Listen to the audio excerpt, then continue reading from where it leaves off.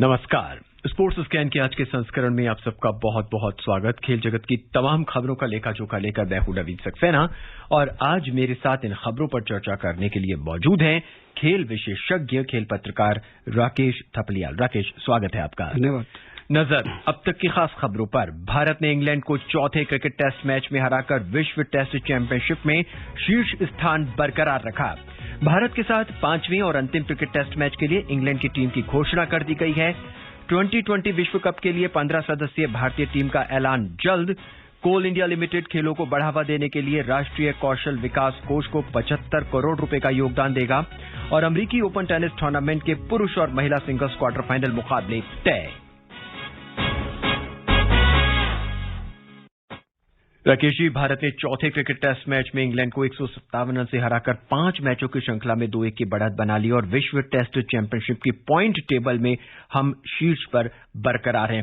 तो एक बड़ी उपलब्धि तो ये हुई कि हमने 2-1 की बढ़त बना ली और उससे भी बड़ी उपलब्धि है कि इस समय हम शीर्ष पर मौजूद हैं। बिल्कुल, देखिए शीर्ष पर रहे, पिछली बार भी हम शीर्ष पर रहे कि अपना फाइनल खेलें, फाइनल हारे जरूर है और ये लंबी रहा है विश्व टेस्ट चैंपियनशिप की। अभी काफी उतार चढ़ाव इसमें आगे आ सकते हैं, लेकिन ये अच्छी बात है कि शुरुआत से ही हम टॉप में हैं।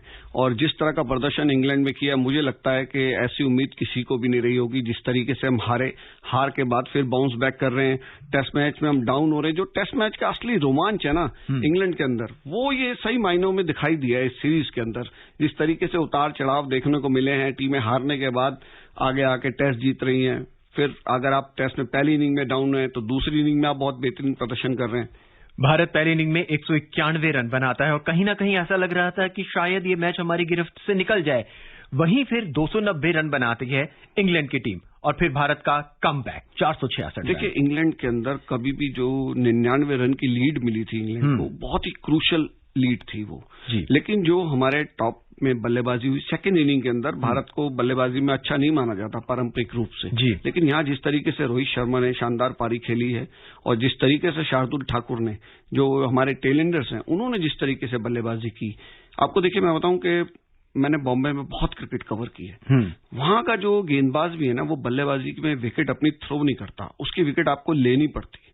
ये शार्दुल ठाकुर ने दिखाया है कि जो मुंबई की क्रिकेट है, जो वहाँ कोचिंग का जो कंसेप्ट है कि भाई आपको अपनी विकेट देनी नहीं है। ये जो हम गावस्कर साहब के जमाने से देखते हैं, दिलीप वेंगसरकर साहब के जमाने से देखते आ रहे हैं कि वो लोग एक बार टिक जाएं तो उसके बाद छोड़ते नहीं थे। तो वही शार्दुल ठाकुर ने दिखाया कि भले ही आप गेंदबाज हो, लेकिन अपनी विकेट थ्रो नहीं करनी है। जिस तरीके के उन्होंने कवर ड्राइव, स्ट्रेट ड्राइव मारे हैं, तो अभी इंग्लैंड के कुछ बल्लेबाजों ने जब मारे तो लोग कहने लगे कि शार्दुल ठाकुर टाइप का ड्राइव इन्होंने मारा है। आप देखिए कितनी बड़ी, ये बहुत बड़ी अचीवमेंट है किसी गेंदबाज के लिए कि उसके ड्राइव्स की तुलना एक बल्लेबाज के ड्राइव से की जाने लगी। राकेश जी, मैच जो हम देख रहे थे वो बॉलर के ऊपर चढ़कर खेल रहे थे, जिसे हम अगर क्रिकेट की भाषा में कहें, वो डर कर नहीं खेल रहे थे और यही जज्बा उन्होंने दिखाया जब बहुत ही बेहतरीन बल्लेबाजी की और उन्हीं की बदौलत शायद आज हम इस स्थिति पर पहुंचे हैं। देखिए, मैं तो इस बात से थोड़ा निराश हूं कि शार्दुल ठाकुर को मैन ऑफ द मैच का नहीं मिला अवार्ड, लेकिन लोगों ने देखिए उनके लिए कितनी बड़ी चीज है कि मैन ऑफ द मोमेंट उनको लिख के, जो हमारी पत्रकार बिरादरी है, उन्होंने वो सम्मान उनको दिया है। क्योंकि देखिए क्रिकेट जो है वो बल्लेबाजों का प्रमुख रूप से वर्चस्व इसमें माना जाता है। तो अक्सर आप देखेंगे अगर आप मैन ऑफ द मैच की लिस्ट उठाएं तो गेंदबाजों को, ऑलराउंडरों को कम मिले हैं। जो बल्लेबाज हैं बेसिकली उनको ज्यादा मैन ऑफ द मैच के अवार्ड मिलता है। लेकिन शार्दुल ठाकुर ने जो नाम कमाया है इस टेस्ट मैच से और जो उम्मीदें जगाई हैं, वो मुझे लगता है कि उनको यहां नहीं बल्कि जैसे आपने कहा T20 टीम का ऐलान होगा तो वहां के लिए भी उन्होंने अपनी जगह बनाने की तरफ बहुत मजबूत कदम बढ़ा दिया है। शार्दुल ठाकुर ने ये लगातार करके दिखाया है। पिछली सीरीज के अंदर भी शार्दुल ठाकुर ने बेहतरीन प्रदर्शन किया था और आज जब मिडिल ऑर्डर बैट्समैन जो हमारे थे, मध्यक्रम की जो बल्लेबाजी थी, जो पहली इनिंग में लगभग लड़खड़ा सी गई थी, उसे बहुत अच्छे से संभाला और फिर उसके बाद बॉलिंग में भी उन्होंने बहुत जबरदस्त प्रदर्शन किया। देखिए, बॉलिंग में तो आप जानते हैं कि आप अगर जो रूट का विकेट ले लें तो वो एक आज इस सीरीज के अंदर तो बहुत बड़ी चीज है। उसके बाद उसकी टीम की कमर टूटनी तय है, इंग्लैंड की टीम की। तो बहुत शानदार उन्होंने गेंदबाजी का प्रदर्शन किया। देखिए, क्रिकेट में क्या होता है, टेस्ट क्रिकेट के अंदर लोग कई बार विकेट्स देखते हैं कितनी ली, रन कितने बने, लेकिन क्रूशियल मूवमेंट्स के अंदर आपके जो थोड़े से रन है, एक अर्धशतक, वो टीम को बहुत बड़ा योगदान और वो दूसरों को प्रेरित करके गया। जो उनका अर्धशतक है वो बाकी के बल्लेबाजों के लिए एक प्रेरणा का स्रोत बना, जो निचले क्रम के है कि भाई आपको विकेट थ्रो नहीं करनी। आप देखिए बुमराह ने कितने अच्छे तरीके से करी है, तो उससे पहले शमी ने की थी। तो ये हमारे जो गेंदबाज जिस तरीके का ये प्रदर्शन कर रहे हैं बल्लेबाजी में भी, तो ये दिखाता है कि उससे दूसरी टीम के ऊपर एक दहशत आती है कि ऐसा नहीं है कि आपने 5 विकेट ले ली तो आप आराम कर सकते हैं, नहीं कर सकते आप भैया, नीचे हमारे बल्लेबाज हैं पूरे। शार्दुल ठाकुर बैटिंग करते हैं, शार्दुल ठाकुर बॉलिंग करते हैं, 8 ओवर करते हैं और 22 रन देके और 2 विकेट भी ले लेते हैं, और उसमें वो विकेट जिसे हम इंग्लैंड की दीवार कहते हैं। बहुत ही शानदार परफॉर्मेंस। बिल्कुल, वही मैंने कहा ना, एक विकेट लेने से ही कई बार पूरे मैच का सारा कुछ बदल जाता है। लेकिन इस टीम की सबसे बड़ी चीज देखिए, बाउंस बैक करना, फिर प्रेशर को हैंडल करना, ये एक सबसे बड़ी खासियत है टेस्ट क्रिकेट के अंदर। नहीं तो 99 रन की लीड को आप अगर दिमाग में रख के चलेंगे तो आप एकदम से अंडर प्रेशर आ जाएंगे। चेतेश्वर पुजारा के आप देखिए कि वो एकदम बदले हुए नजर आए हैं, जिस तरह से शॉट्स वो खेलने लग गए हैं और जिस तरह से उनकी रनिंग बिटवीन द विकेट उन्होंने की, तो वो बहुत बेहतरीन चीजें की, बड़ी बड़ी साझेदारियां करने के लिए। वो लंबी पारी, अब उनकी देखिए बॉल कम हो रही है, रन पहले तो 200 बॉल खेल लेते थे तो 50 रन के करीब पहुंचते थे। तो ये जो चेंज वो लाए हैं चेतेश्वर पुजारा, वो भी एक बड़ा चेंज है। राकेश, यहाँ पे उमेश यादव का भी जिक्र करना चाहेंगे। इस मैच में उन्हें मौका भी मिला, उमेश यादव को। बॉलिंग भी उन्होंने ठीक ठाक की, लेकिन एक लंबा स्पेल उन्होंने डाला, रन भी उन्होंने सबसे ज्यादा दिए। लेंथ और लाइन कहीं ना कहीं उनकी थोड़ी सी अलग नजर आ रही थी, यूं कहीं की बिगड़ती हुई नजर आ रही थी। जब भी उन्होंने बॉलर को खिलाने की कोशिश की उनको विकेट मिले, लेकिन मोस्ट ऑफ द टाइम उन्होंने क्या किया, बॉलर से दूर गेंदबाजी करी उन्होंने। देखिए, आप सबसे बड़ी चीज होती है इंग्लैंड के अंदर, जब आप लंबे समय के, एक लॉन्ग टूर है, उसमें लंबे समय आप बेंच पे बैठे रहें जी, और जब आपको एकदम से मौका मिलता है ना, तो कंडीशंस क्या होती है इसमें, आप देखिए हर शहर में अलग तरह की कंडीशन, अलग तरह की पिचेस वहां पर मिलती हैं। तो उसके ये पिच जो है बैटिंग के लिए बहुत परफेक्ट पिच मानी जा रही थी अभी तक की जितने पिचों पे हम खेले। उस पे गेंदबाजों के लिए विकेट लेना या अपनी सही लाइन और लेंथ को रखना, खासतौर पर उस गेंदबाज के लिए जिसको उसी टेस्ट में एकदम से खिलाया गया हो, तो थोड़ा सा वो दिक्कत वाली बात आती है। मुझे लगता है कि वो अब अगले टेस्ट में अच्छी लय में दिखाई देंगे। बहुत अच्छे गेंदबाज हैं, बहुत जीवट से करने वाले हैं, लंबे स्पेल करने वाले गेंदबाज हैं, तो उनका कहीं ना कहीं फायदा अगले टेस्ट में मिलेगा। इंग्लैंड के साथ इस श्रृंखला में भारत ने 2 जीत और 1 ड्रॉ के साथ 26 अंक हासिल किए और हर जीत के लिए भारत को 12-12 अंक मिले। वहीं ड्रॉ रहे मुकाबले के लिए 2 अंक मिले हैं। मौजूदा टेस्ट सीरीज का अंतिम मुकाबला 10 सितंबर से ओल्ड ट्रैफर्ड यानी मैनचेस्टर के मैदान पर खेला जाएगा। मैनचेस्टर टेस्ट अगर ड्रॉ रहा या टीम इंडिया जीतने में सफल रही तो साल 2007 के बाद भारत इंग्लैंड में टेस्ट श्रृंखला जीतने में कामयाबी हासिल कर लेगा। देखिए, बहुत बड़ी उपलब्धि है इंग्लैंड के अंदर। जब हमने 1971 में अजीत वाडेकर साहब की कप्तानी में सीरीज जीती थी, तो वो बहुत बड़ी जीत मानी गई थी पूरे देश में। मतलब आज भी गावस्कर साहब कई बार इस बात से नाराज हो जाते हैं कि भाई ये टीम बहुत अच्छी है, पहले की टीम अच्छी नहीं थी। लेकिन जब वो वाडेकर साहब की कप्तानी में वो सीरीज हम जीते थे 1971 की वेस्ट इंडीज में और इंग्लैंड के अंदर, तो वो बहुत बड़ी भारतीय क्रिकेट की जीत मानी गई थी, बहुत बड़ी उपलब्धि थी वो। तो आज भी इंग्लैंड के अंदर जीतना, सीमिंग कंडीशंस में हमारे बल्लेबाजों ने जिस तरह की बल्लेबाजी की है और एक अलग तरह के मौसम में, अलग तरह के पिचेज, ऐसा बाउंस हिंदुस्तान की पिचों में दिखाई नहीं देता। बॉलर उनके टॉप क्लास उसमें फॉर्म में, और तो बहुत ही शानदार प्रदर्शन हमारी टीम ने किया। तो ये इसमें मैं इस प्रदर्शन को बहुत ऊंचे लेवल पे रखता हूँ। रोहित शर्मा बेहतरीन बल्लेबाजी दूसरी इनिंग में खासकर। देखिए नवीन जी, मैं आपको बताऊं कि मैंने रोहित शर्मा को रणजी ट्रॉफी में बहुत देखा है। इंडियन टीम के आने के बाद, टेस्ट में फेल होने के बाद वापस रणजी ट्रॉफी फाइनल के अंदर, मुझे याद है हैदराबाद में दोनों इनिंग में सेंचुरी बनाई उन्होंने एज ए ओपनर। लेकिन हम ये समझ नहीं पाते थे कि टेस्ट क्रिकेट में आके रोहित को क्या हो जाता है। शुरुआत में आप देखेंगे कवर्स पे, शॉर्ट कवर्स पे ऐसे इजी कैच देके वो आउट होते थे कि समझ नहीं आता था कि क्या है।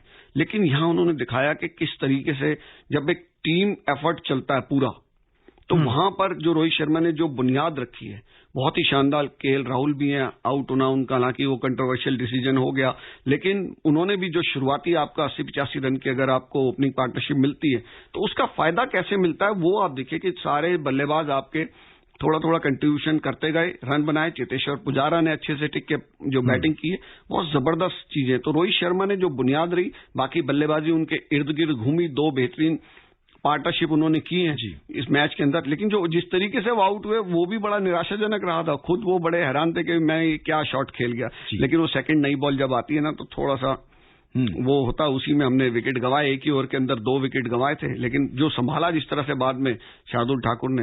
लेकिन अजिंक्य रहाणे की जो फॉर्म है ना, वो थोड़ी निराशाजनक रही है।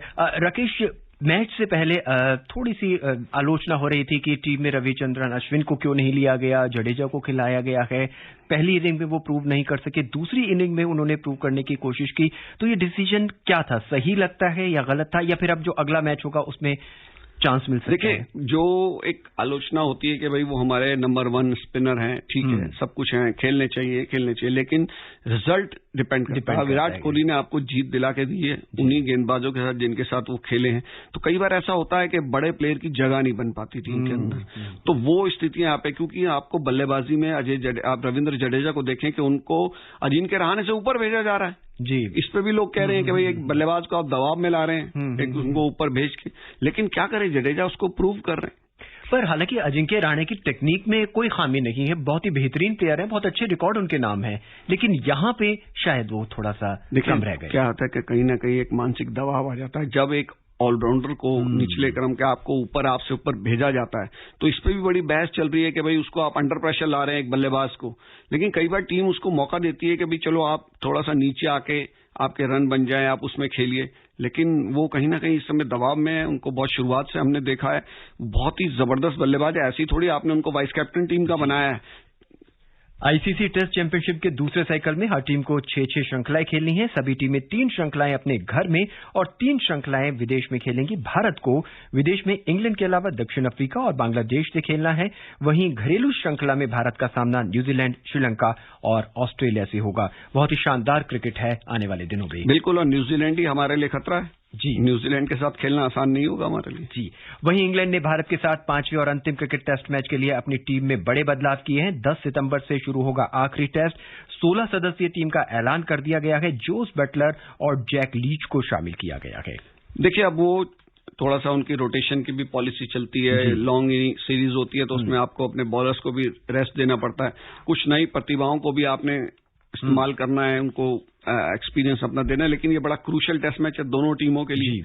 तो मुझे लगता है कि इंग्लैंड की टीम अपनी बेस्ट 11 के साथ इसमें उतरेगी। पर लीच ने इस श्रृंखला में अब तक कोई मैच खेला नहीं है और अचानक उनको ओल्ड ट्रैफर्ड में उतारा जा रहा है। देखिए, वो सरप्राइज पैकेज भी होता है, जो खिलाड़ी कभी खेला ना हो उसको आप टीम में रखते हैं। तो अब जो हमारी जो रणनीति बन रही होगी वो लीच को लेके भी बन रही होगी, इसीलिए उन्होंने अभी 16 की जो टीम अनाउंस की है। तो आपके पास ये है कि आप स्पेकुलेटिव गेम खेल सकते हैं, सोचना पड़ेगा आपको कि भाई क्या करेंगे। अब जोस बटलर को खिलाएंगे, जोस बटलर एक आक्रामक बल्लेबाज भी हैं, आपके पास विकेट कीपर भी है। तो मुझे लगता है कि लीच को रख के थोड़ा सा उन्होंने भारतीय टीम को सोचने का मौका दिया है कि भाई रणनीति में आपको थोड़ा सा उनके बारे में सोचना पड़ेगा। राकेश, बहुत संक्षेप में ट्रैफर्ड की जो पिच होगी वो कैसा बिहेव करेगी? क्या ऐसी ही पिच जो अभी हमने देखी है वही रहेगी या स्पिनर?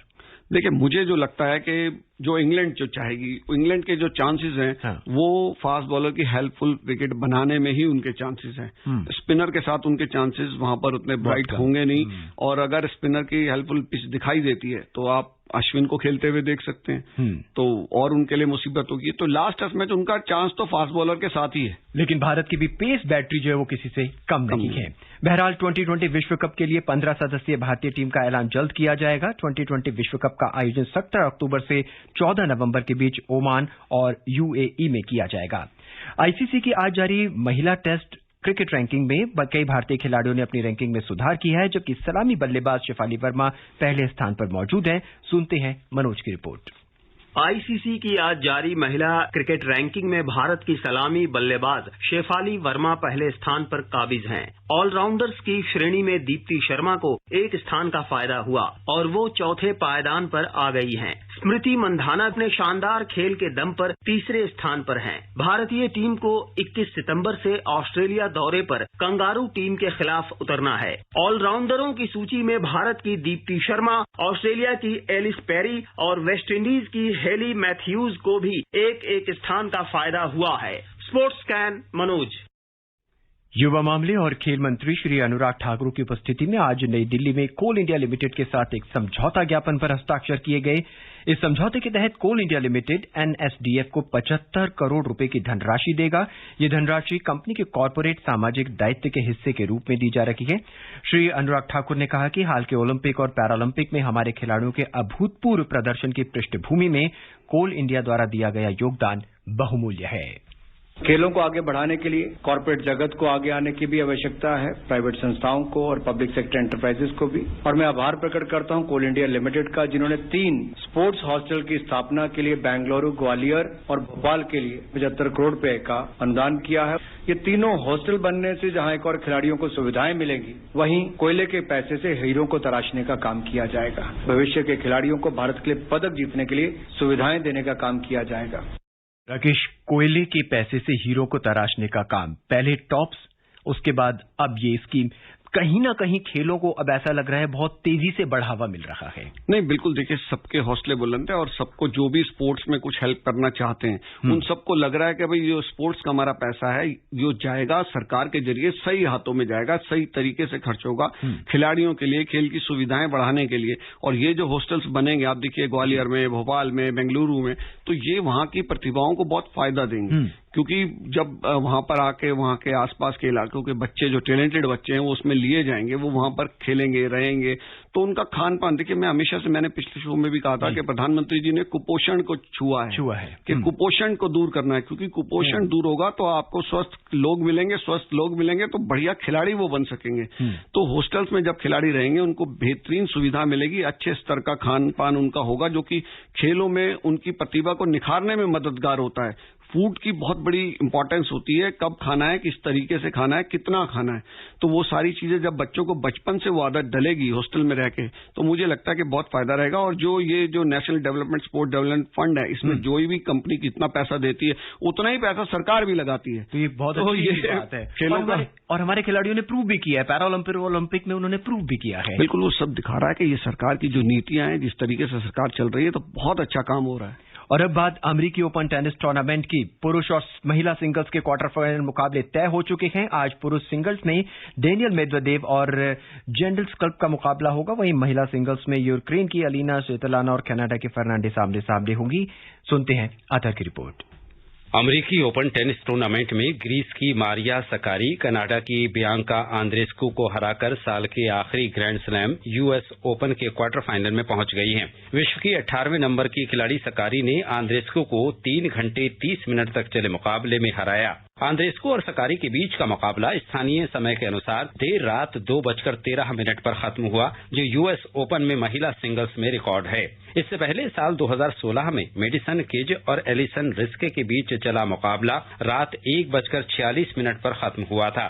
महिला सिंगल्स के क्वार्टर फाइनल में कल सक्कारी का मुकाबला प्लिस्कोवा से, बेनिक का मुकाबला राडुकेनु से, जबकि सबालेंका का मुकाबला क्रीजिकोवा से होगा।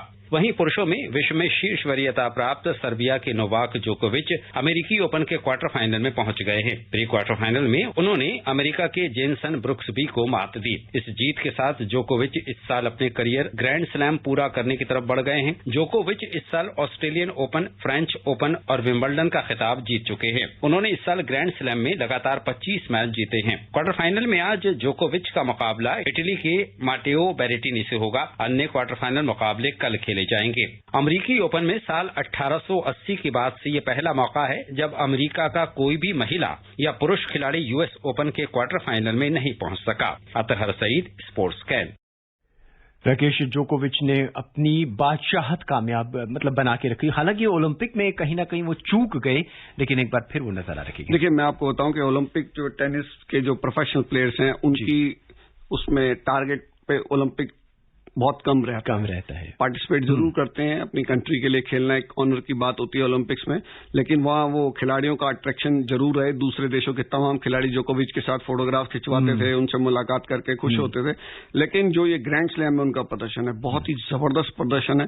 लेकिन फिर भी देखिए कि हर दिन नया दिन होता है, हर मैच नया होता है। जो ये उभरते खिलाड़ी है, इनका सामना करना भी इतना आसान काम नहीं है। तो जोकोविच ने हर मैच बड़ी मेहनत से जीता है, और लेकिन कहीं ना कहीं वो कॉन्शियस ना हो जाए कि ग्रैंड स्लैम वो कंप्लीट करने जा रहे हैं, ये मुझे थोड़ा सा लग रहा है। लेकिन ये खिलाड़ियों और उभरते हुए खिलाड़ियों ने बड़ा उलटफेर करके दिखाया है। नाओमी ओसाका जो है टूर्नामेंट से बाहर हो गई हैं।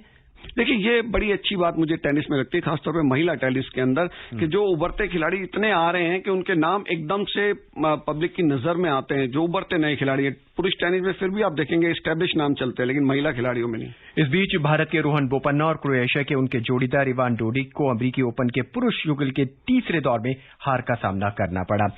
राकेश, खबरें बहुत सी हैं, चर्चा भी बहुत करना चाहते हैं, लेकिन वक्त बिल्कुल इजाजत नहीं देता। बहरहाल, आज के इस अंक में हमसे जुड़ने के लिए और अपनी राय साझा करने के लिए आपका बहुत बहुत धन्यवाद। शुक्रिया आपका। इजाजत दीजिए मुझे यानी नवीन को। कल एक बार फिर मुलाकात होगी 7:20 पर। नमस्कार।